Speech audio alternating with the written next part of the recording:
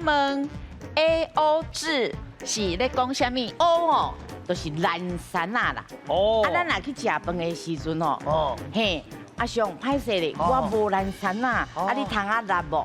哦，意思就是规张的你立，蓝山的我立，嘿安尼当然嘛好啊。毋是啦，迄是咱分了若剩的蓝山啊啦。哦是是嘿，啊若真正就是啦，啊若无就是咱来阳紧，哦看人杀人立安尼啦。啊，像我这边认为哦，就是代表讲吼，O 就是零啦，A 迄个人就是全部拢立，啊 O 这个人就拢免立，只要有一个人立就好。正确的答案是阿雄的，只要一个人附小。